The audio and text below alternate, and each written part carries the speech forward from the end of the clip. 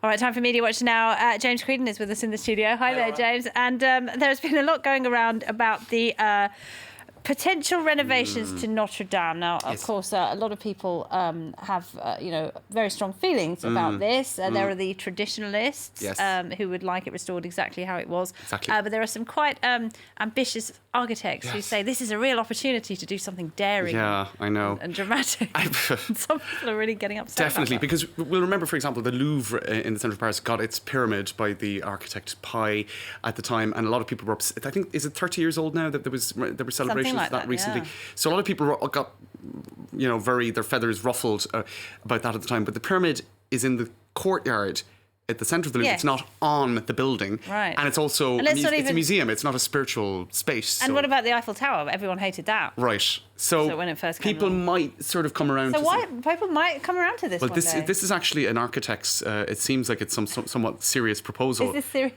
So, I mean, I don't know how people would go for that. But What is it made of? Glass? It looks like the shard has landed on the... So maybe it's satire, but in any case, the tweet does appear to be from an architect, and he does appear to be saying, "Look, getting in there early with his idea, let's just let the creative juices flow," and that led to some people saying, "This is definitely satire.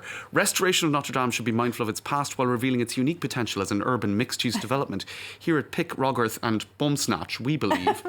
And I suppose that's basically what a lot of people would like to avoid. And then there are others who are just being a little bit silly, and these are, I suppose, references to the big money donations that came from LVMH boss, because that's Moet champagne there. He's paid for it, so he might, indeed, might want to make his mark on And it. so you can see, and there was even a hashtag Une flèche pour Notre Dame, a spire for Notre Dame. So that's people basically saying they don't want any bling and they don't want any departure from. This is a bit of a joke. Just water tower, but I think it is a bad taste. I don't know. Bad taste. Take that away. All right. And some people are actually saying that they should rebuild it as it was originally supposed to be built, because it wasn't finished, was it? And those two towers should actually have steeples on top of them. Very interesting. So that is a serious proposition. But whether or not they would, adapt it would be towers, huge. Can you imagine?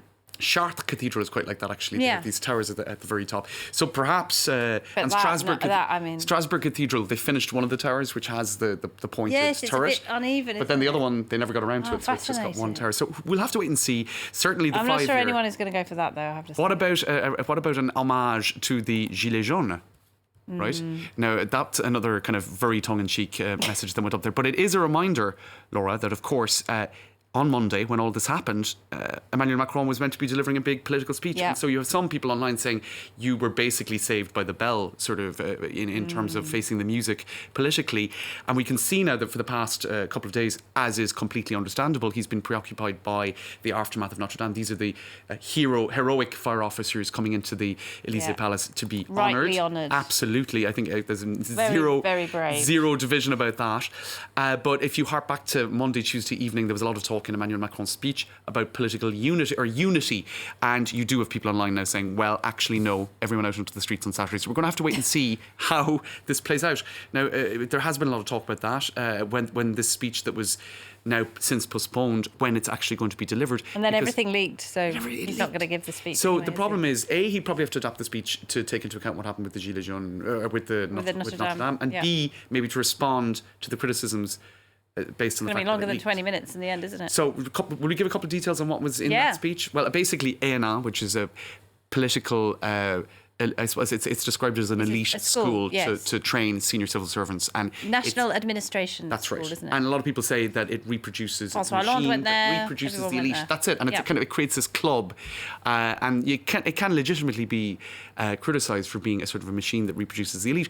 But many people would feel it could be reformed in terms of the way to get into the school. But he's talking about just shutting it down. Shutting it down, which would be a symbolic measure. Is that pulling the ladder up after you kind of well, thing? kind of. And I think, so I could go into a lot more detail on the leaks and the criticisms of the leaks, but let's just say on the political left and the political right, people were finding reasons to pull it apart. So when he's going to deliver that speech now, we don't know.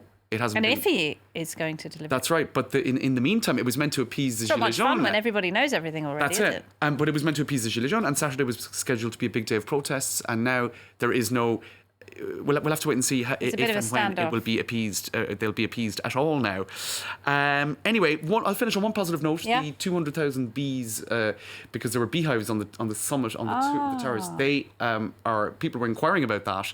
And they're fine. They're safe. because survived? the tower- They did survive. Wow. And apparently bees never abandon their beehive. And when there's a lot of smoke, what they do is they eat loads of honey and then they protect the queen. So Wow.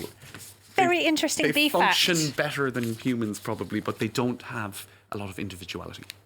True. All right. Anyway, we're Tend glad they're to follow safe. the We're crowd, glad they're bees, safe. don't they? They do. All right. Thank you very much indeed. Thanks, Laura. James Creedon there with Media Watch.